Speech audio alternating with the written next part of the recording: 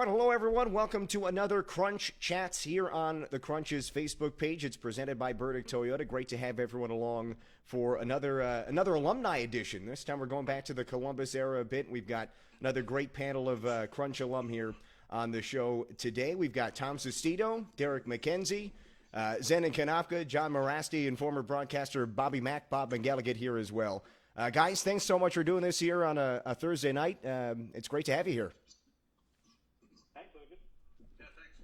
All right, we'll start just to kind of get a sense of where everyone is right now and get going here. We'll start with Tom Sestito. Tom, where are you at? How are things going here at the moment? Yeah, I'm in Rome, New York. It is very crappy out, nice and cold, but staying healthy. Yeah, that's all we're trying to do here. Yeah, I mean, rainy and cold in Syracuse too. So obviously right down the road. Derek MacKenzie, how about you? Where are you these days? I'm up in Sudbury, Ontario. I was down in Florida, but since they canceled the season, or not the season, sorry, the school season, we figured we'd take the kids up and spend some time up north with some family.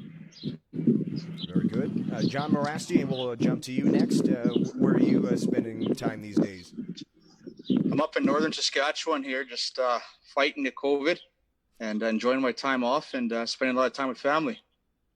I guess that's the big positive of all of this. Get a chance to spend lots of time with family, of course. Zenon Konopka, how about you? It's a great time to spend with the kids. I got a 7-year-old, a 3-year-old, a 2-year-old. So life's pretty busy on a normal day, but it's take a negative and put it into a positive. All right, and then we'll go last to Bob McElligott. Bobby, where are you? I'm here at home in Columbus, and just with the family, and probably like all these other guys here, probably the most time we've all spent together in one place for the longest span of time, with no work going on right now. But everybody's safe and good.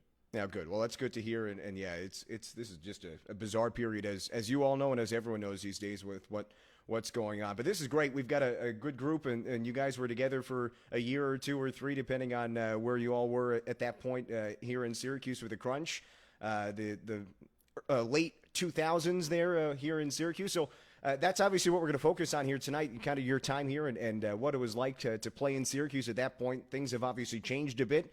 It was the Columbus era back then, a big period of time. So I guess we'll just start again, we'll go around, I guess, the same order, what the time was like for you in Syracuse that year or those years that you spent with the Crunch. Tom, we'll start with you. When I think back about that time, we had a great group of guys. I think, the stories that I can remember with, I don't know, one that comes to mind was when Z decided we needed to win 20 games, get into playoffs. And Z decided he was going to pick an MVP player of the game and basically chip the number in the wall. And I think, was it you, Mac, that got to go first and you didn't want to put it in there because Rodney was staring at you? I think I was one of the first guys to get sucked into that. Yeah. Yes. So it was, just the group of guys we had and, the leadership, looking back now as I went through my career, we had some good leadership in that group as a young guy coming in and definitely had some fun with that team.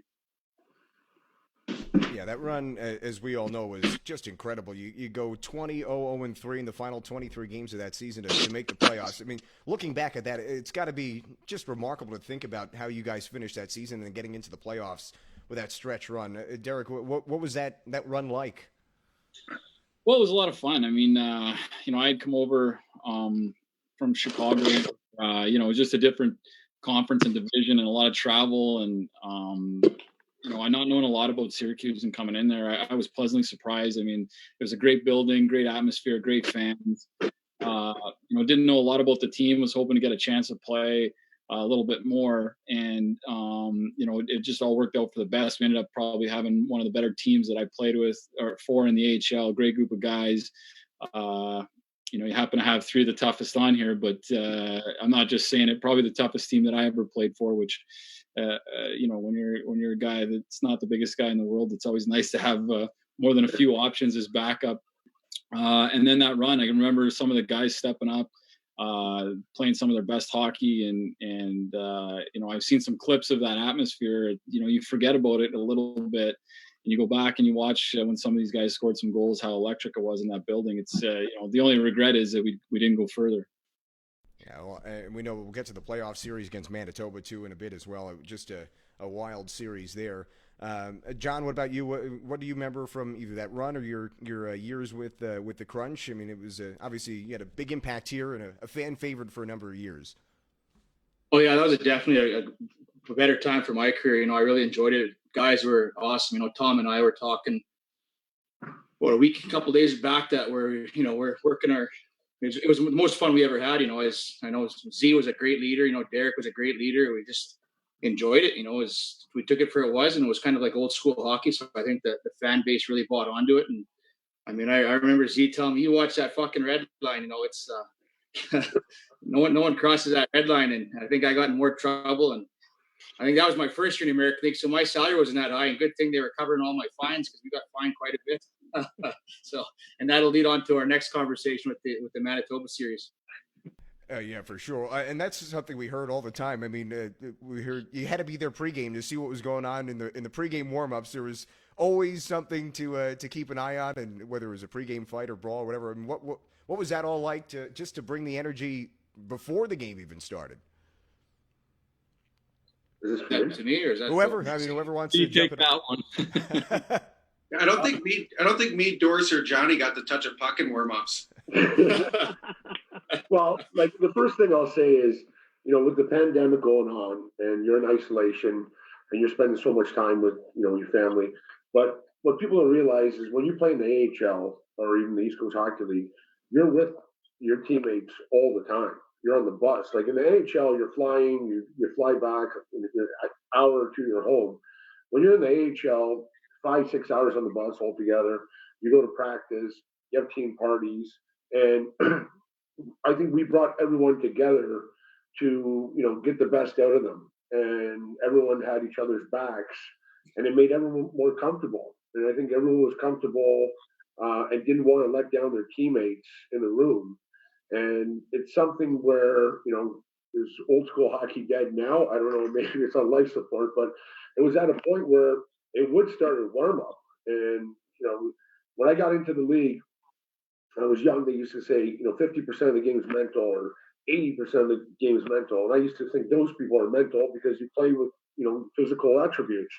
And then as you get older, you start realizing what they're talking about and consistency and intimidation. And it was one of those things where everyone bought in. And, when I got there, Johnny, wasn't even, playing some games. And I said, listen, this guy's going back in the lineup. I remember talking to Ross Yates. And, with Tommy and Dorsett, it was, someone had to let them be themselves because they were good hockey players too, but they were tough as nails. And that was part of their game. And as a rookie, this meeting is being recorded. They were going to be allowed to show pretty much their best attributes. And then as soon as we kind of unleashed everyone, it was a pretty fun time. And we had a lot of fun on the ice. We had a lot of fun off the ice. And it's a special time. Yeah, for sure, and it sounds like such a fun group to be a part of, and to have gone through that whole run together, and like you said, it just you're playing for each other at that point. It certainly sounds like that. Bobby, I'm curious from your perspective of that year, and obviously you were here longer than that, but that season and that run in particular, and then we can whatever else you remember from your time here. Yeah, I mean, I was there for 10 years, so there were a lot of teams besides this team, but this is the one I still talk about to this day. And to the surprise of nobody on this call, the guys that are still in the NHL, whether they're still playing or whether they had played in that era and they're coaching now or whatever, they still talk about this team a lot. I talk about this team all the time, and it was my favorite team by far. And it's kind of what Zenon was just saying a minute ago there. There's so much difference between the American Hockey League and the National Hockey League as far as being a part of the group. As a broadcaster, when you're there, you're on the bus with these guys. You're going and doing things with these guys. You're in the team meals. You get to the NHL, it's different. You're on the plane, but then you get off the plane, you're on a separate bus, and then you're part of the media crowd, if you will. And that's fun too. We all have our own, the radio and TV people, and the production people to travel with us. It's fun, but it's not the same as it was there. So, I wasn't in it like they were in it, but I was there and I got to watch it. I got to talk about it. And being that I love to broadcast with passion, I mean, this team, that was not a problem whatsoever. And, a couple of things like the warm-ups that you guys were talking about. I'm not a big warm-ups guy. I mean, still, the only time I even watch the warm-ups in the NHL is if I need to figure out the line combinations for some reason. There was no morning skate or something might be changed. Other than that, the guys are just going through their routines and they're going to do the same thing day in and day out. So whatever. But man, with that team, you had to watch warm-ups because you never knew what you were going to miss in warm-ups. And there were a couple of things. One, these guys talked about, anybody crossing the red line. I used to watch Johnny and Derek Dorsett and Tommy just sitting by that line and Z kind of sit there orchestrating everything and making sure that his lieutenants were paying attention to what the other team was doing. But Tommy, when you got into that pregame fight with Jay Harrison that day, I think about that so many times. And Jay was, when he was playing in the NHL, every time I would see him, that's all I could think about was that pregame brawl when it was like Slapshot. There were no officials on the ice or anything like that. And I don't know how many calls that Howard Dolgan and Jim Sorosi and Ross Yates got from the American Hockey League that year, but they were all worth it. You guys made it worth it for sure. Yeah, I remember Yatesy coming in after warm-ups, just screaming in my face, saying, "You're going to pay the fine," and telling me to get undressed. And then he came back in and said somehow I wasn't suspended. I could play that game, but I got suspended after that. The other thing I would remember about warm-ups a lot is that was the big part of it, right? Making sure nobody came across the line. But Z, what about at the end of warm-ups when you've got the backup goaltender in the net and you're all just gathered around and it's, you're trying to get that one last puck past the goalie? My God, I thought somebody was going to get concussed and not be able to play games because of the way that you guys would fight to make sure you got that last goal. Yeah, and I mean, a lot of teams do it. Like you try to score the last goal, but not like you guys did it. Like with that team, intensity, it didn't matter where we were. I mean, we got ourselves into a little bit of trouble off the ice too, because it's tough to turn that switch on and off. But I always say that, we solved the parking problem in Syracuse because half the fans were there for warm up and half for the game. So I think Howard was happy with it. And it was one of those things that came back to, we had each other's backs and I remember the whole situation with Tommy and Yates yelling at him, and I was in the coach's room and yelling at him to not yell at Tommy, and he was going to play, and I think me and Johnny came up with a couple ideas of what happened and why it happened, and the league bought it, and no one was suspended. Well, I've heard stories, Z, of you almost goading people to come across the line in warm-ups too. Is that kind of true? And then at the end, where you were firing pucks into the opponent's net before you got off the ice, I guess the league had to change the rule at some point about that. Yeah, well, you see, there's a few instances, but we would play sometimes a game who could go a little further. So guys would be touching their blue line and touching their top of their circles, but if they tried to come over a hair that was sort of even come within a foot of the red line, it was on. But I remember we were playing in Manitoba, and obviously when you flew there, you played back-to-back games. And we won the first game, and I came down for breakfast. I'm reading the newspaper, and then all they talk about is a big picture of this. I think the guy's name was Bolduc or something to that effect. And they said, he was a first or second round pick, and he'll do anything for the team to win. He can score, he can pass, he can stick handle, and he'll fight anybody. And I looked at him, he can fight anybody, really. So that we didn't have a pregame skate. We kiboshed that morning. So then during warm up, I'm at center ice, and Johnny and Tommy and first center beside me, and I start yelling at this guy. I said, "Okay, well, you pick who you want, right?" And he's looking over, right, and then finally kind of stops. Like, "What are you talking about?" I said, "You said you'll fight anybody you want. Anybody that steps up, you'll fight." He goes, "I didn't say that." I said, "Really?" So I pulled out the newspaper out of my glove and put the newspaper on center ice. I said, "Buddy, you just said it right there." And I remember Mike Keane was the captain for Manitoba, and he said, "What are you doing? You can't pull a newspaper on the ice." And then I said, "I can do whatever I want to do in here, and we're going to do whatever we want in this rink, and pretty much I think I don't even know if he played most of the game. I think he had a little accident in his pants during warm up, and then the thing is that we were ruthless too. Like, I mean, then Dorsett and Sestito would go after him, and it was like, I remember with Dennis Bonvie of, Thomas Sestito using a cane, a stick as a cane, and the old man get off the ice, like, and this is one of the toughest guys ever played the game, right? But it was one of those things where, did we go over the line a few times? But we had to prove our point, and then you kind of pull the dogs back. And, and we never took any bad penalties in close games. And you saw, like, I mean, to go undefeated in 23 games, you got to be doing something right on the score sheet, too. I think bringing Manitoba, I think I got the nasty boy out of Mac there, too. I think I got him in a fight with, who was that, Mac Ripien? Yeah. It was pretty bad when you guys grabbed the three toughest guys, and I still get one punch by the fourth guy, Ripken.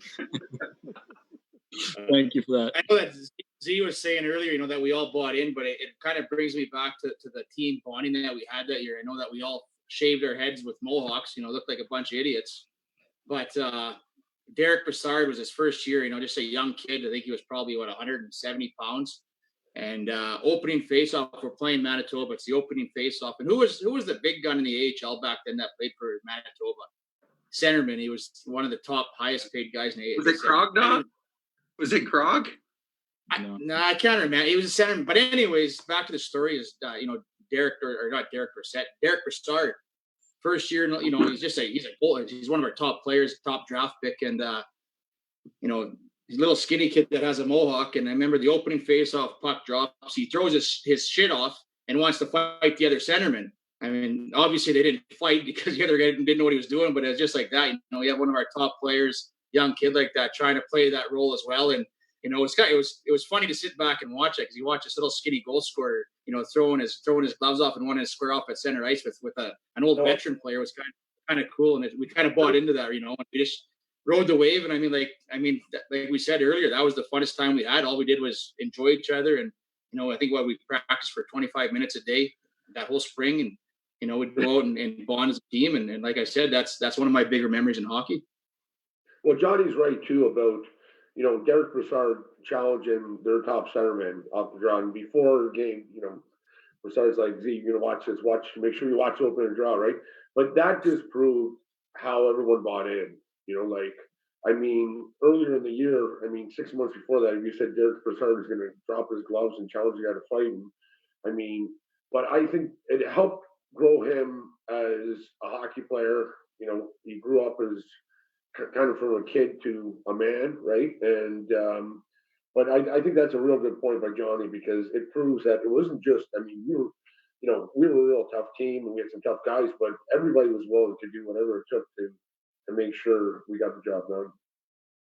Yeah, I'm sure if you see that, it's kind of the sign of, oh, here we go. Like, now we're all in on this together, and everyone is moving forward, and it's got to be fun to drive that a little bit and get that out of a player, I'm sure, as well, to find that other gear that maybe that guy didn't know he had.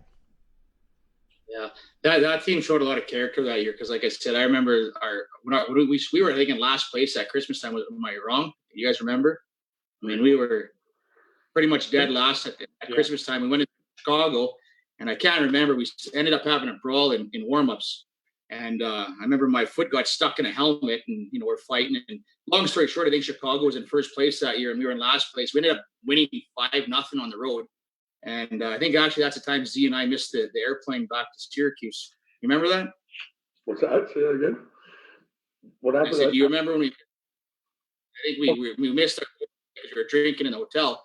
But I guess long story short, as I was saying, I remember we made this rule where, after the first 5 games, if we won 5 in a row, we'd let everyone take their helmets off for warm-ups, because it was a cool thing back then as a young guy wanting to show off. And, so we won the first 5 games, and sure enough, everyone, usually it was only a few of us that didn't wear our helmets in warm-ups, but, every single guy on the ice was not wearing warm-ups, and we all had ugly mohawks and that.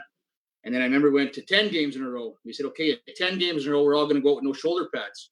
And it just so happened to be that game was in Cleveland against the Lake Erie Monsters. And I remember he got called in the office because, you got guys like Derek Brassard, all these little small skinny guys that, if you blow on them, they're probably going to blow their shoulder out or something. And it so happened to be that that's pretty close to Columbus. So I don't know at the time who the brass was in Columbus, but they came to watch the game. And I remember they caught wind of what our plans was. We won 10 in a row. So this is our 11th game. We're all going to go for warm-ups with no helmets and no shoulder pads. And I remember they come in and said, if you guys go on the ice with no shoulder pads and someone like Derek Brassard blows your shoulder out, it's going to be on you guys. And I remember I walked out thinking, shit, Z, we got to go out normal. We got to wear shoulder pads. And Z looks at me and goes, no, screw that. We're going out. So we went out with no shoulder pads, no helmet. And I remember the guys up in the stands were furious, but then we continued. We just kept winning. And, then the chisel in the wall. I remember Rodney probably still hates Zenon for that. Every game that we won, we chisel into this ugly dressing room, chisel a number, and it would just keep going up and up. And every time we won, someone would be up there with the hammer, literally chiseling it like an old school carpenter, and kind of ruined the dressing room. And I think Rodney that back then, he really hated us for that. That was amazing. I still talk to Chris McFarland. I see Chris McFarland from time to time, and he was the GM back then during that year. And he's still, if I want to get him going, that's all I have to do, Johnny, is bring up that story about going out, no buckets, no shoulder pads. And he laughs about it now, but yeah, he wasn't too thrilled that day. I was scared that a young guy trying to even get a game in the NHL, and these guys are telling you you're not going to do it. And I'm like, okay, well, I'm not going to do it then. But, you look at Z, and he's like, no, we're going. So it's kind of a funny experience. And they were not a big fan of not wearing your helmets. Like, the rule was that you're supposed to wear your helmet to warm up. And we kind of kiboshed that. But the younger kids, I said, well, we went 5 in a row. And at this point, we're close to the bottom of the basement. And then, so we went 5. And then someone was like, well, what's next, right? I said, well, if we win 10, we'll take your shoulder pads off, right? We win 10 games in a row. So then we get to a point where now we won 8, 9. I'm like, oh my God, we're going to do this, right? So then they got wind of it. And they said, no, this is not happening. Derek Brassard, could blow his shoulder out if he hits. I said, well, listen, I played with no shoulder pads in men's hockey, and most of the guys on our team do. It's not a big deal. They said, you're not doing it. So we got back in. Everyone just thought we're not doing this, so we're doing it. We, for us, we felt like, we had each other's backs, and, we revived this team from how we played and showing our emotions and leaving everything on the ice.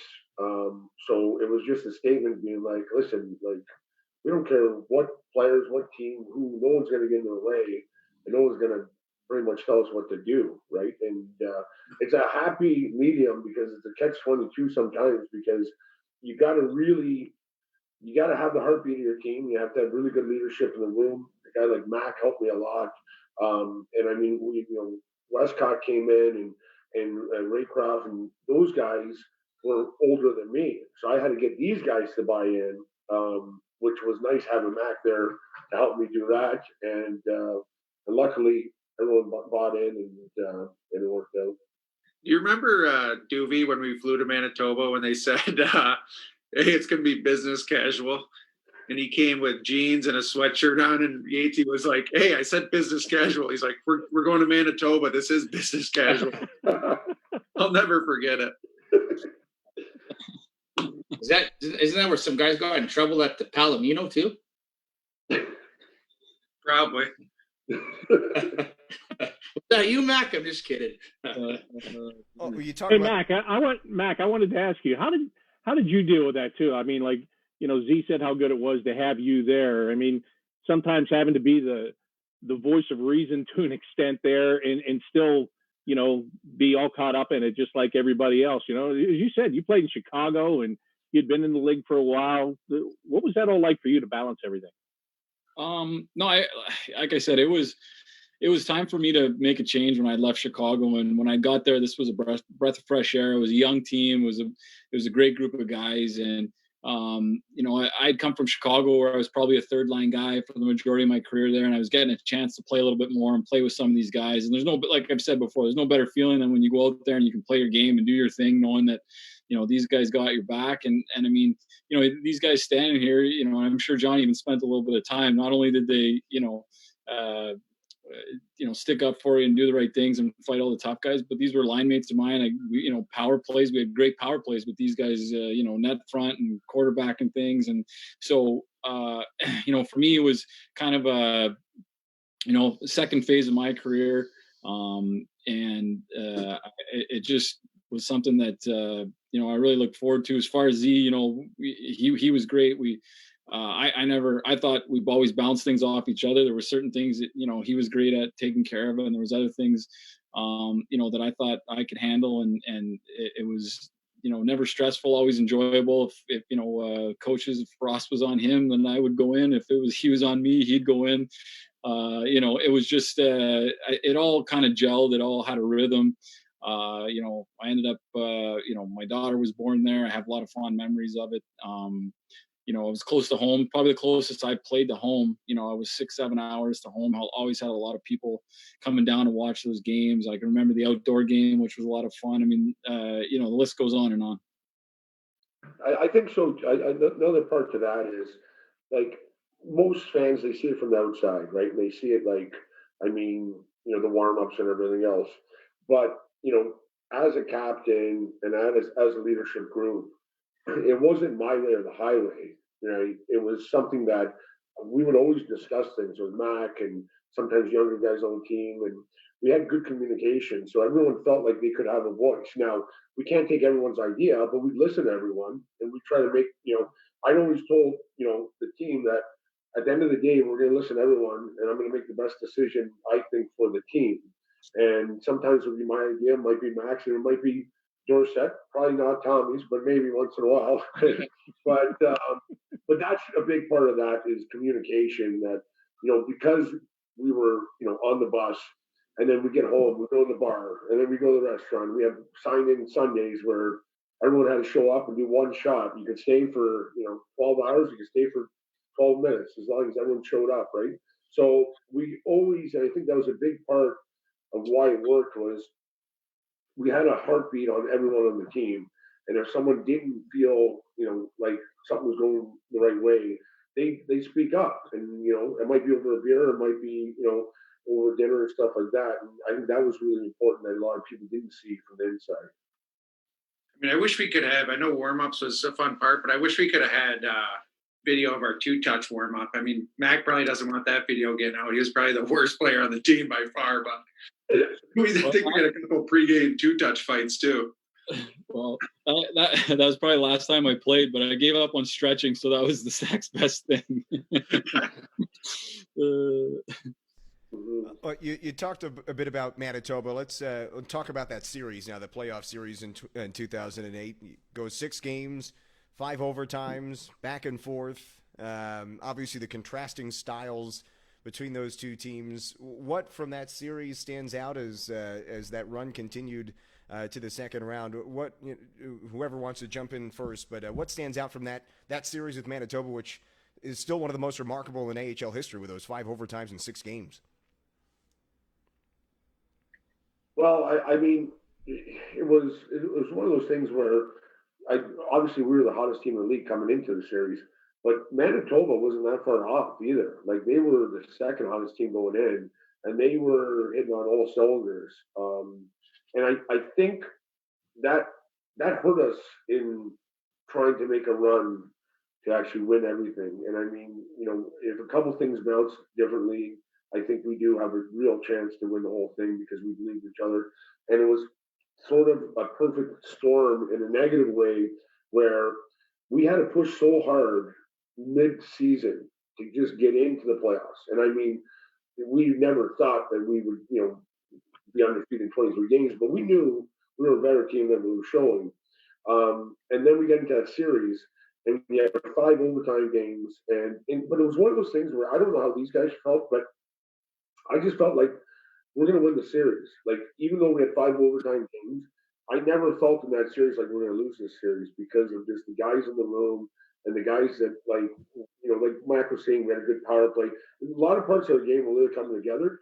But I mean, from a fan standpoint and entertainment, it was one hell of a series, and to have 5 overtime games and to win in Game 6, it was a good feeling.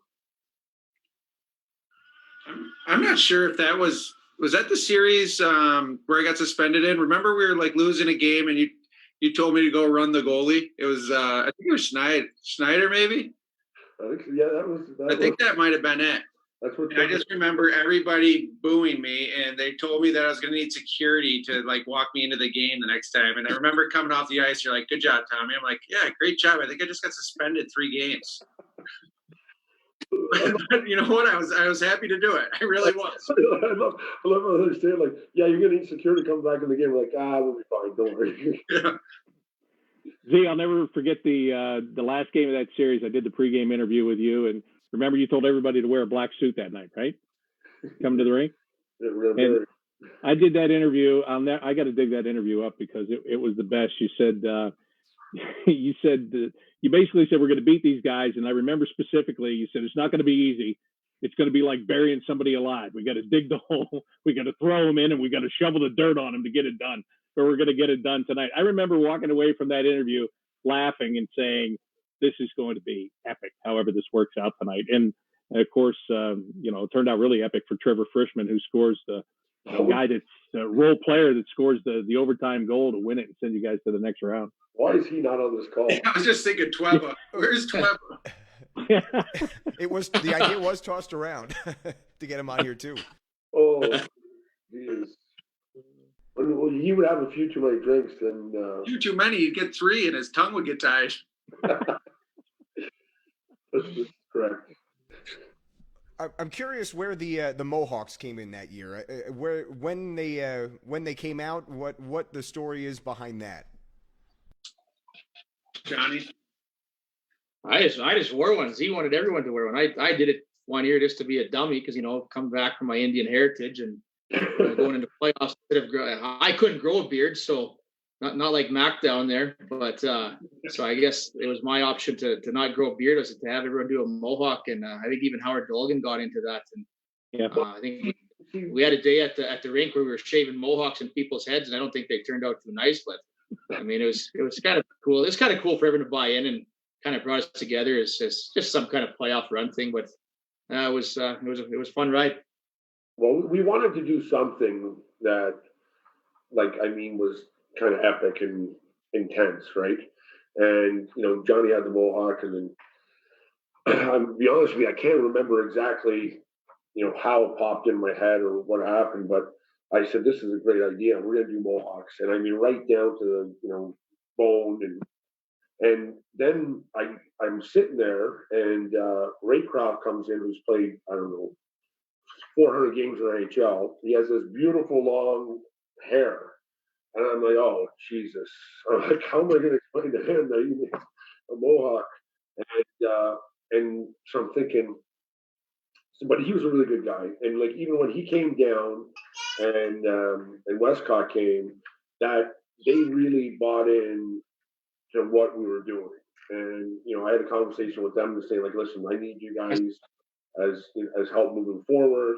And they said, listen, we're happy, we want to be part of this party pretty much, and they jumped on the party. And so as I was talking about the Mohawks, and there was a few guys rolling their eyes, I could see, and like pretty annoyed.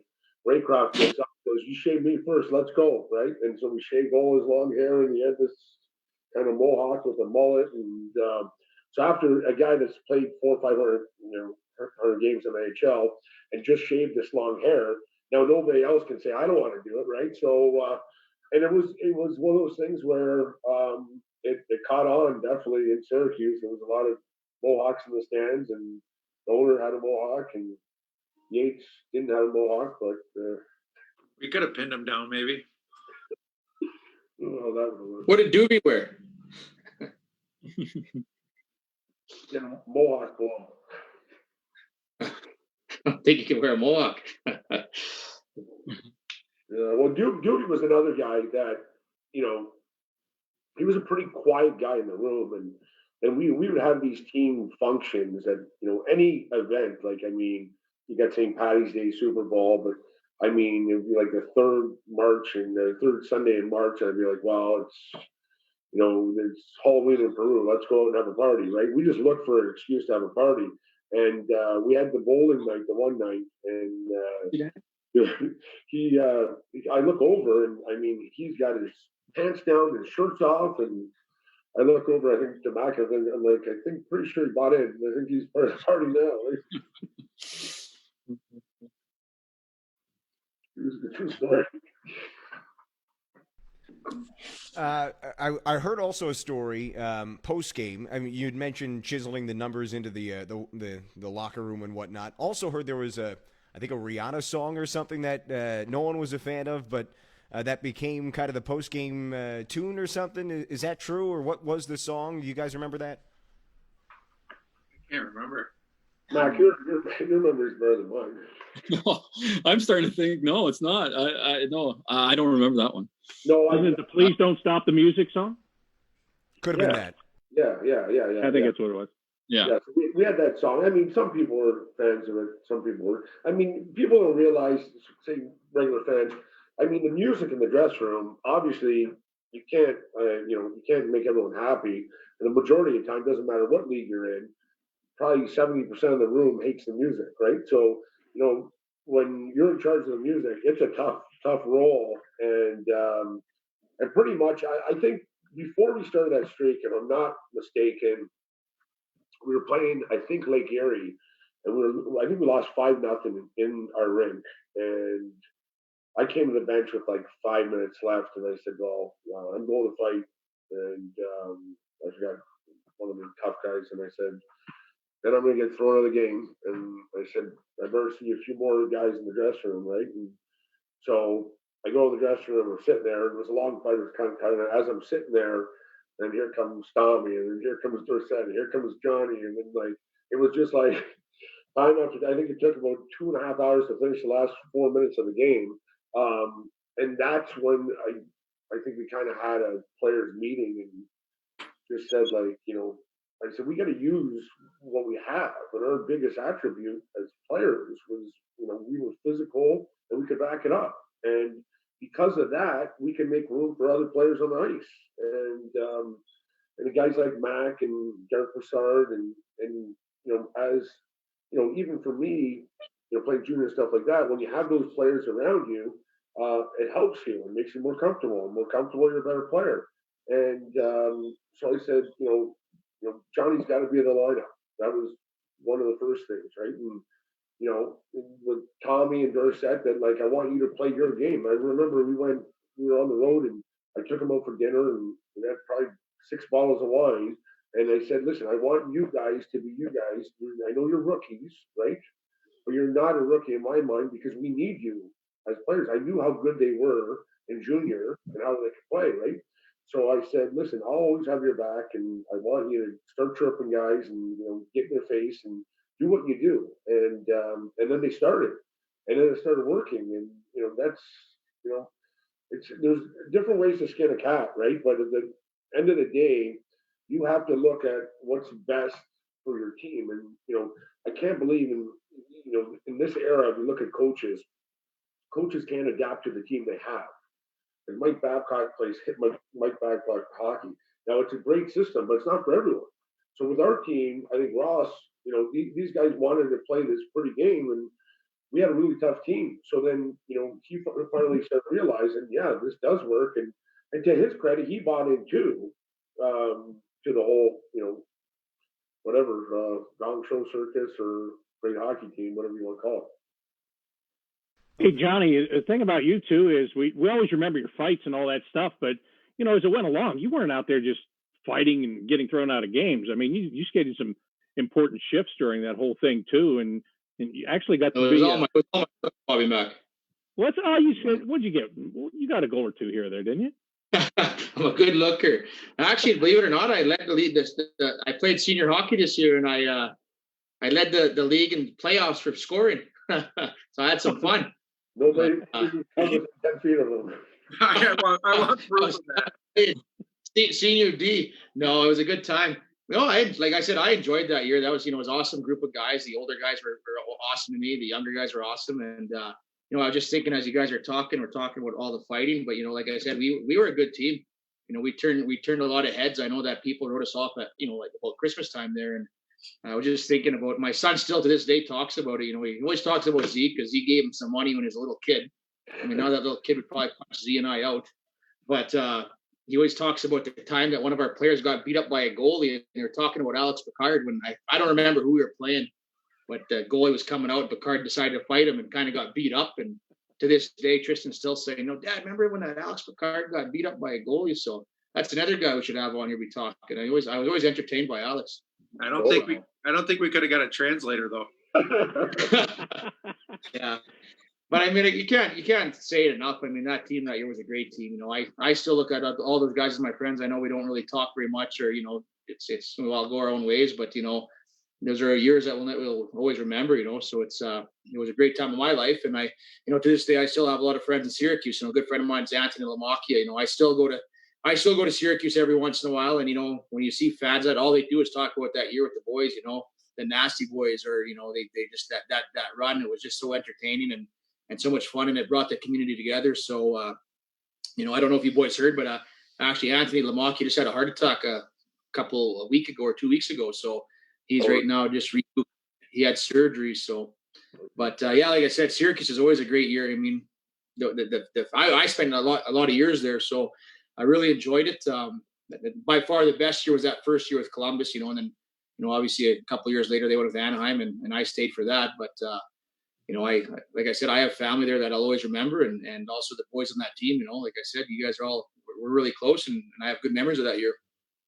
Tommy, what did you learn from that year, especially that you were able to take into the NHL? I mean, you played a lot of games here in the National Hockey League. What did you learn from that year about how to be a player, how to be a pro?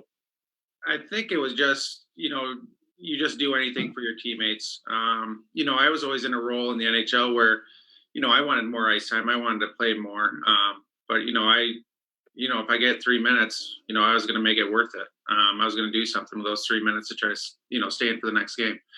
But I mean, it was always about do something for the team and try not to hurt your team too much. But, you know, if the game was out of hand, you know, I learned that from Z. We're going to make it, if you're going to make the game 5-1, someone's going to hurt for that. So, and I'd like to go back and look at the stats. We didn't get blown out, I don't think, ever. I think teams would stop shooting the puck if they got up 3-1, they would stop trying to score.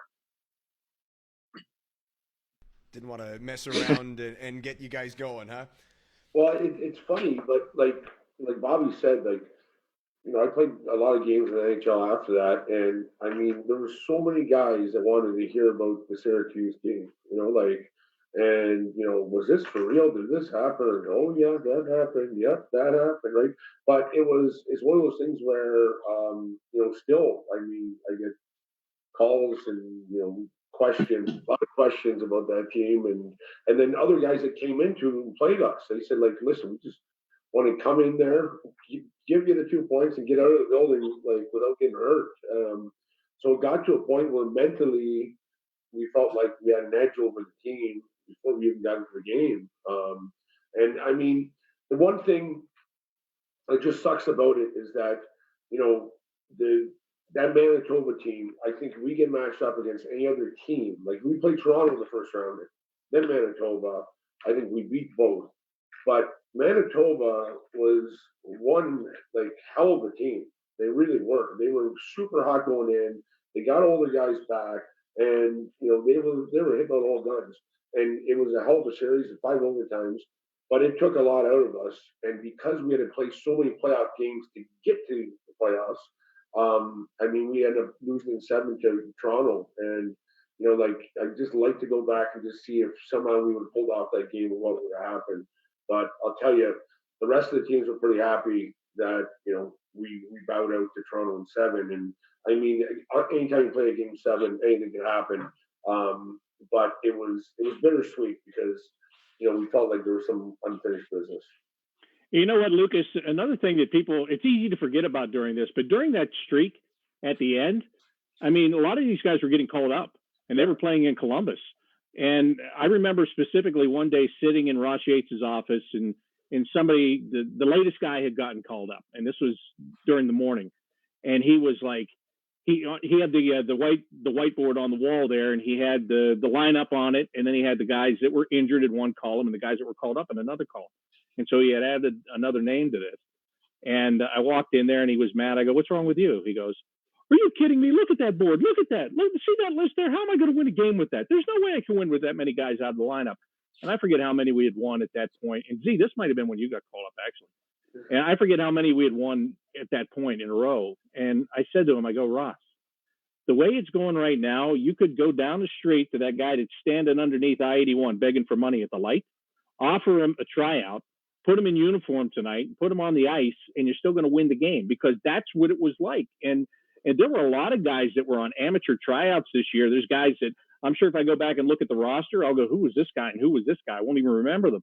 But they were all there and they were a part of it. So, yeah, I mean, these guys were the core of it. But it was so funny how even when the stuff that these guys created, even when they got called up to play in the NHL in the final month of the season, because they had already established a culture, anybody that was coming in kind of got plugged into a hole. They weren't going to play the same way as these guys were. There was no question. But it was established that this is how we do things around here. And that's what was really huge about those last couple of weeks of the regular season. It's funny that you say that. I still have guys to this day will come up and say, "Yeah, I played with you that year in Syracuse," and I don't know who they are. And I mean, we had so many guys come up. I'm like, "Yeah, I played like 3 or 4 games. I was in the East Coast, but you guys called me up," and I feel so bad because I don't know who they are. But it's true. We had a lot of guys come up that year that, like I said, I have to almost go to Hockey DB or DB Prospect and say, "Who is this guy?" And say, "Oh, okay, now I remember that guy." Because there wasn't so many guys coming up. I think that the missing piece that goes through this is that stuck us or kept us all together. The glue was our Red. Remember Red? Yeah. Z almost killed him one day. Throwing the helmet. I think the whole water bottle tray went over. I remember that one goalie came up one time from the East Coast, and what was that old bar, Tommy? The Rock and Rodeo? Is that what it's called? Or Daisy Duke? Yeah, Daisy Dukes, that one. And we used to close the bar, me and Z and them, and I remember some young goalie that just got called up. We had won a game, and he comes and he goes, "I want to buy you boys a shot." And I remember, me and Z, I like to drink. I know a lot of guys like to drink, but I remember the kid come and bought a shot. So he said, "Okay," we had the shots of the young kid. And then he tried, to leave us. And then Z said, "No, get back here, we're going to drink," and ordered some more. And the kid ended up spilling some of his shot. Do you remember that, Z, or no? Yeah, when he spilled his shot, he got really offended. And I think the bouncers were scared that we were going to get angry because Z was offended that the kid dumped the shot that Z bought for him. Yeah, I do remember that. He made a big deal about buying the shot. "We got to buy the shot." Well, I'm like, "Don't worry about it. I'll buy the shots." Well, I'm like, "No, yeah, I got to buy the shot." So then we do the shot, and he walks away. Like, "Where are you going? You said you want to do shots." Like, "Well, so we're going to do some shots, right?" So then, the kid, so he dumped the shot. Like 3 whiskeys in a row, and he didn't finish the whole thing. Yeah. So I think he ended up winning. I think you wore him, yeah. What was his? It was a jelly or something? What was his name? Was that jelly? No. It was that chubby goalie. He got called up for the. And then I remember the piano bar. Was that still kicking around there, Tommy? I haven't been there since. So stop asking me these questions. You only live like it's away, don't you? Yeah, it's too far of a drive, Johnny. Good New Yorkers, eh? So they have Uber. Not like you and I. We were the mature ones, right? Yeah. Yeah, me and Mac, we were like the laid-back, mature ones that stayed out of trouble. Yeah. Thanks, Tony. If I wanted to go out to the bar with somebody, I can ask to go with Mac, and my wife would let me. But if it was anyone else, she'd say no. Mac was that guy. I still remember when I was in Columbus. I'll never forget this. I was in there for a game. I'm walking back to the hotel, and I just passed by a bar. I see Mac in there by himself after a game, just having a glass of wine. Doesn't call anybody, just solo mission by himself. He didn't want any of us around him because he knew there'd be trouble. I had to make sure I could get to practice the next day. That was always a struggle. The dinners at when Z's buddies, his entourage came from Niagara Falls. You remember that night when we went to dinner it was a flip night at Fagan's, and you had some boys come down. Well, I just remember one of them being like 6'8", Yeah, that was. We ended up having wine at Anthony Lamacchia's, and we ended up going to Fagan's Flip Night, and it kind of turned kind of ugly. So I think the next morning, that was the night that he's like, yeah, someone left the iron on, and he had an iron on his back. Yeah. Someone branded him. So what happened was, so after all this, we get back to my place, and I get like 3 of my buddies or 4 of my buddies there, and my one buddy's drunk, and he always liked to wrestle around, right? I said, listen, we're not wrestling. Like, you gotta go to bed. Like, it's 4 a.m.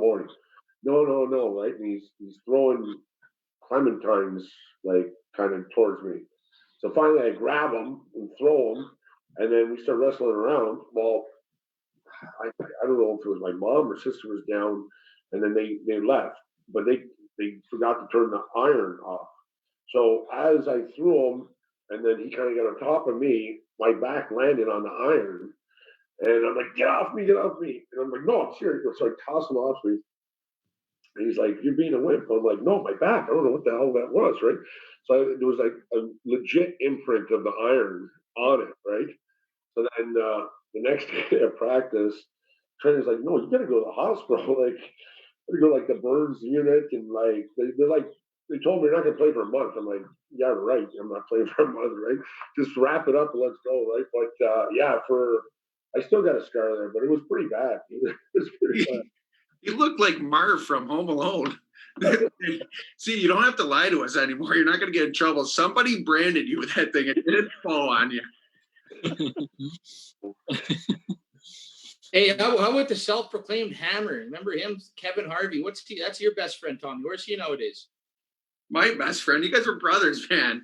I haven't heard from Marvin forever. The only guy I ever knew that gave him his own nickname, the Hammer. You fit right in.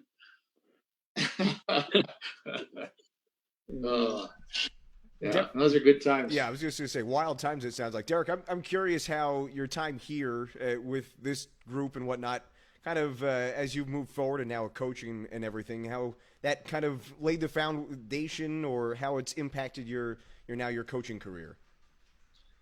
Well, I mean, like I said, these guys have all alluded to it. I mean, a lot of these memories and a lot of these experiences you take with you and you learn from them. And, hey, listen, I was in the league for a little bit, and you look across, and it's nice to know that you played with Z and Tommy and Johnny, and that, especially a few years ago when there was enough problems on the ice, you could at least assume that since you went through some battles with these guys, that they'd be picking on somebody else. So, I mean, in the immediate future after leaving this team, there was obviously some upside. But, I mean, I just remember even something last year. We were in Buffalo. I think it was last year, maybe the year before, and Z was waiting after the game, and we just got an opportunity to catch up. I mean, these were these are all little things that you don't think about at the time, but you certainly appreciate looking back on. And, like I say, once in a while now, my son's 9 years old, and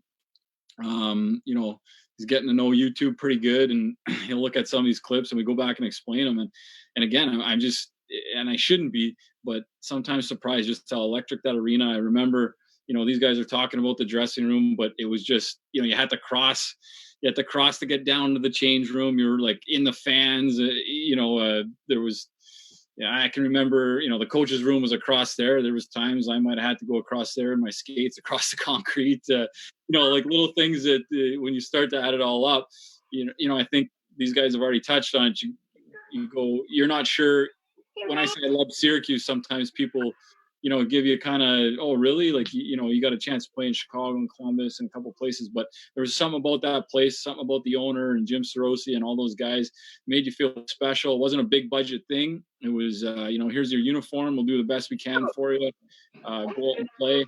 And I think, that sticks with you, and it gives you some humility, and it makes you feel like, you earn something as you go on in life and in your career. And, like I said, I'll never forget, I went from, like these guys talk about in the NHL, where there was traveling. I mean, unfortunately, when I was with Chicago, that's all we had to fly everywhere the night before, the day after. There wasn't that camaraderie.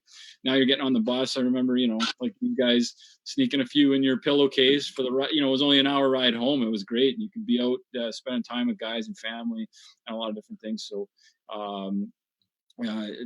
back to your question, just more or less that, it's amazing how many guys I still run into or talk to or have kept in touch with just from those teams. Well, I think too, Mac, you being a captain in Florida, we probably created so many problems that you didn't see a problem you couldn't handle. Yeah, you guys made it. Anywhere else I went after that, it was pretty easy. No, that's a lie. You know what? I that year, I don't remember saying much at all. With you guys there, that you would go up to other teams and not a knock on some other teams that I played for, but you were begging for some of the emotion, some of the the physicality, some of the teammates sticking up for teammates, that kind of stuff. You'd like to have sprung some of those guys back into that team, and I think they would have quickly figured that out. And on the flip side, like Johnny talked about too, we were a good hockey team. I think back to it, like at one point I think I played with Derek Dorsett and Derek Brassard as a line. I mean, those guys, at the time I was looking at them as rookies. Now looking back on it, they were probably looking at me like, I got to play with this bum. But anyway, a lot of fun. A lot of memories. I can see Z there. I can see my daughter and son keep poking their head on the screen there. But learned a lot, and you guys made it easy on me. Well, I mean, Z, you want to introduce who you got running around there or anything, or? Sure. This is Hello. She's one. Say hi. Hi. Hello. She gets her looks from her mother. Thank God.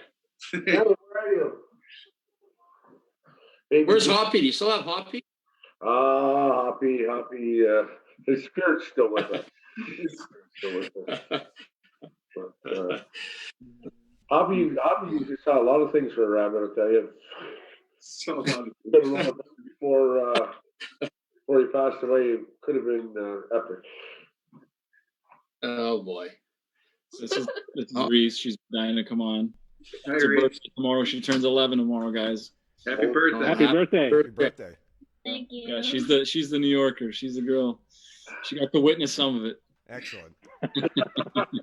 Hey, another funny story is I remember it was right before Christmas or right after Christmas. I remember I had fought Jeremy Yablonski. Remember right during the intermission when Tommy was on the bus. I remember my head's so swollen. We're driving from Binghamton to Syracuse, and Z wants to come talk to me about how I need to hate Jeremy. Remember that, Z? Because we're both fighting to get up, and I remember I didn't even want to talk. My head was so sore from laying on the window there, and Z's trying to talk to me about trying to advance, and you got to hate that guy, and that was a funny one. Well, the one time when you fought him in Syracuse, and it was an epic fight, like most of the ones you had with him. And then so I come to the box. I said, Johnny, great fight. He'd be like, I want to fight him again. I'm like, I'll set that up. So then I come over to Jeremy and I said, okay, there's one more round. You do one more round. He's like, Z, I can't see. I can't see out of my eye. He was sold up. And Johnny's just sitting there, looked like he just came out of his modeling shoot, right? And his Jablonski's eyes just swelled shut. It's crazy. Yeah, the days.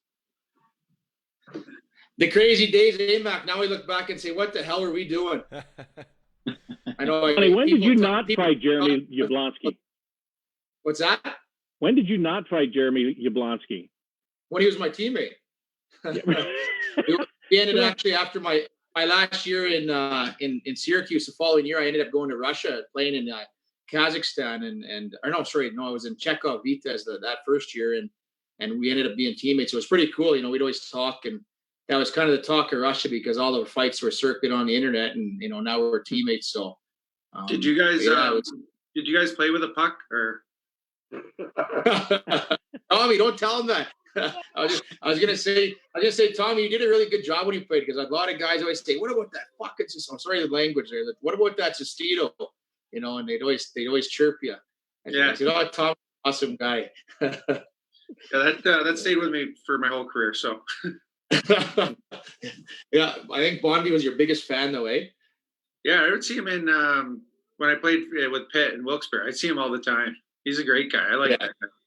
Oh yeah, yeah.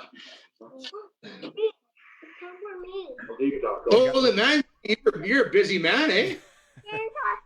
Go ahead, talk.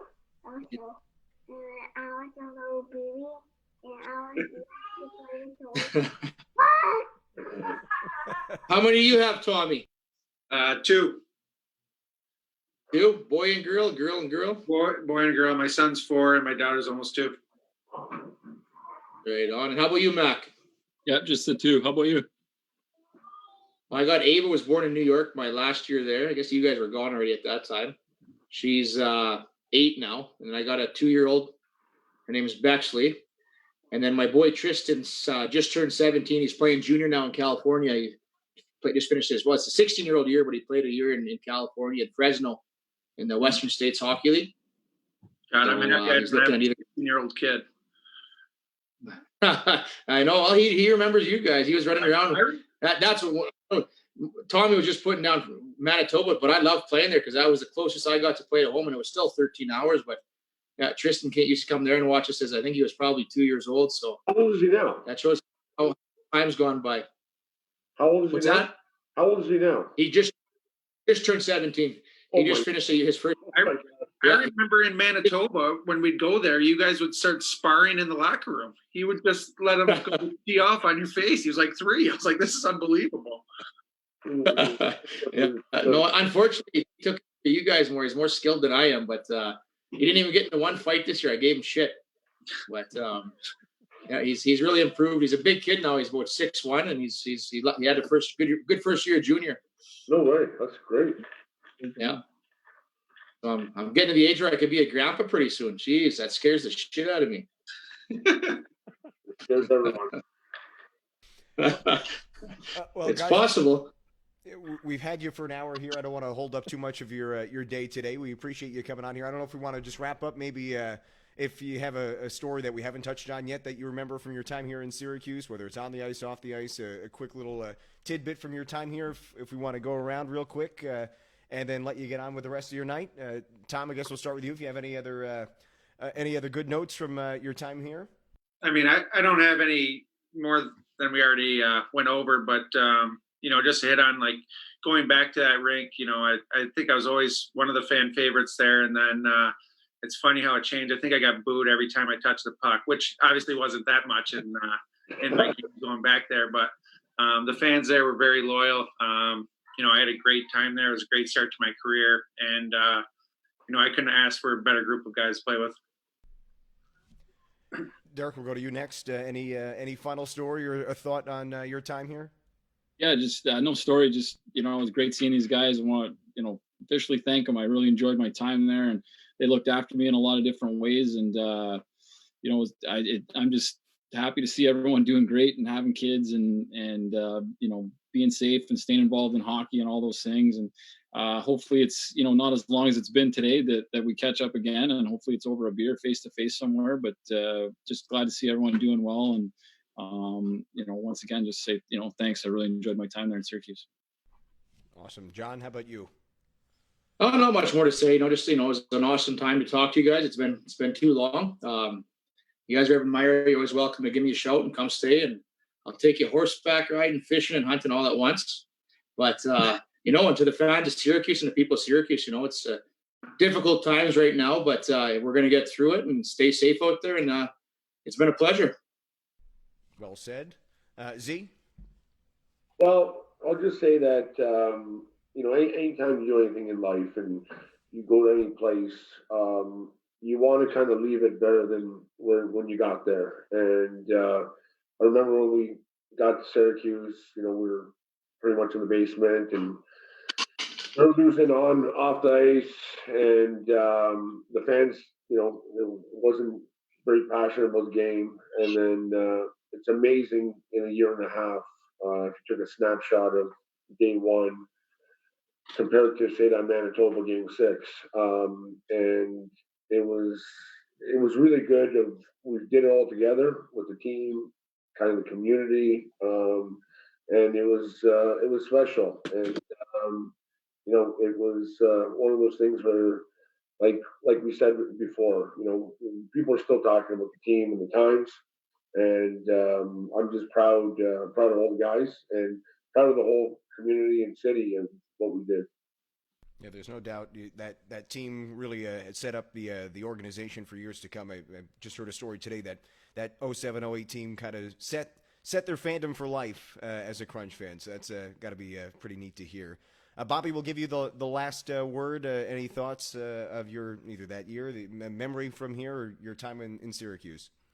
Yeah, I mean, it was it was great. I spent 2 years in the East Coast Hockey League in Johnstown before I went to Syracuse, and I was a baseball guy that kind of got into hockey as a whim and then fell in love with it. And I had no idea when I applied for that Syracuse job. First of all, I didn't think I'd get it. I didn't think I was qualified enough to get it. And, when I did and I went there, it's easy to look back, 20 years later and say, just what a great opportunity that was and how lucky you were in life to be able to go there and experience those things. I mean, not only these guys who, a couple of these guys I haven't seen for a long time, but, Howard Dolgan and Vance Lederman and Jim Sorosi, the opportunities that they gave me there. I can't thank them enough for it. I got to do the Chiefs. I got to do baseball when I was there too. The Simone family was great to me.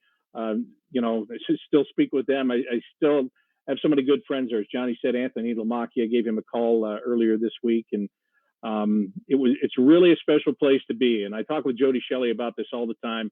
The thing that's most special about being in the minor leagues in this sport is you learn how to be a pro.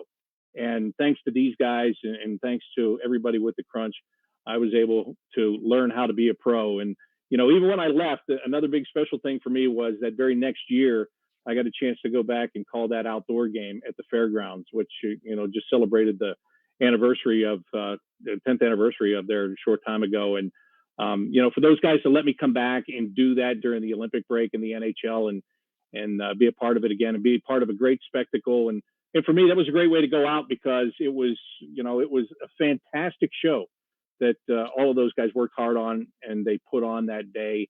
And I just can't thank everybody enough. And guys, it's great to see you. I miss you guys. And I hope maybe Howard and Jimmy will have us come back someday so we can do this in person. I think that's a great idea. Well, I'm sure Jim and maybe Howard are listening to this now, so maybe we'll get that on the books at some point. Well, we appreciate you all coming on here tonight. Well, like we said, you gave us a good hour of your time, so we won't take up any more of it, but great to have you here, and we'll see if we can do this again soon with you guys, like you said, in person. Awesome. Thank you. See you guys. Thanks, guys. Good night.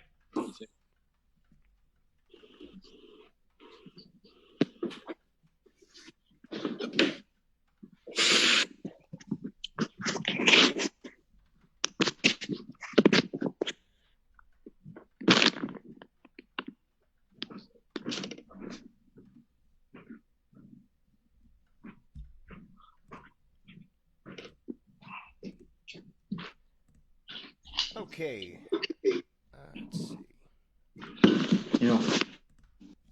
Well, we appreciate everyone for joining us on our Crunch Chat today. I want to remind everybody about the jersey auction we have going on right now, the Daniel Walcott jersey that is going on. It's a St. Patrick's Day jersey auction, or the raffle, I guess, that's going on at the moment. That is going to be available through this weekend, so if you haven't gotten tickets yet for that, you see all the information on there right now. You get 1 ticket for $2, 3 tickets for $5, 20 tickets for $10. That is for the Daniel Walcott St. Patrick's Day jersey. It's the second one we have that is going on now, so we certainly hope you give us get in on that at least and have an opportunity to potentially win that jersey. Would be awesome for sure, obviously. Ross Colton's went last week. We'll be announcing the winner again, I think in the same fashion, next Monday, May 4th. I can't believe tomorrow is already May. So that'll be coming up with the next jersey raffle. Again, the Daniel Walcott jersey, as you see on the screen right now, the Daniel Walcott jersey coming up here shortly. Other than that, speaking of May, that means tomorrow, May 1st already, which is, I guess, good news, or I don't know how to look at it, honestly, where we are in the calendar. But you may have seen an email if you're a season ticket holder. If you haven't already renewed your season tickets for next year, tomorrow is the deadline to put a deposit down, get on a payment plan, and get the road package for AHL TV included. And that would be, who knows where we are at this point next year they might limit fans. Who knows where we are. But if you get that road package complimentary with your season ticket, if you get your deposit down and sign up for a payment plan by midnight tomorrow night. So that information was emailed to you if you're a season ticket holder. Again, you get to listen to me on AHL TV on the road. And by the way, today there was, I don't know if you've all participated in those, in the Crunch's Turbo Trivia each week. But there was a question which you may have known the answer to, you may not have known the answer to this week on trivia. I can guarantee if you have the road package for AHL TV, you would have known the answer to the question about the best cookies at a visiting city in the American Hockey League. The answer was Binghamton, by the way. And if you've listened to or watched any of our games on the road, particularly in Binghamton, you hear me talking about that all the time. So if you sign up, you renew your season ticket by tomorrow at midnight with a payment plan, you'll get the road package of AHL TV complimentary with that. It's a great value, obviously. You can get caught up with everything that's going on. So those are the two big things. Obviously, tomorrow's the deadline for the season ticket for the AHL TV package. And once again, it's that St. Patrick's Day jersey, the raffle going on at the moment. The link is in the chat right now for this Crunch chat. It is right in that chat right now. So head over there. Otherwise, we hope you enjoyed our conversation today. Again, a big thanks to the participants here today, Tom Sestito, Derek MacKenzie, Jon Mirasty, Zenon Konopka, and Bob McElligott. So a very fun conversation. We appreciate them coming on, and we certainly hope you enjoyed the conversation here today. That'll do it for us. Stay tuned for whatever we have coming your way again next week. Like we said, the jersey raffle will be on Monday. I'm sure we'll have another Crunch chat. Guests to be determined. Let us know who you want to hear from. Maybe we'll be able to get them on here next week. Have a great night, everybody. Stay safe, stay healthy, and we'll chat again real soon.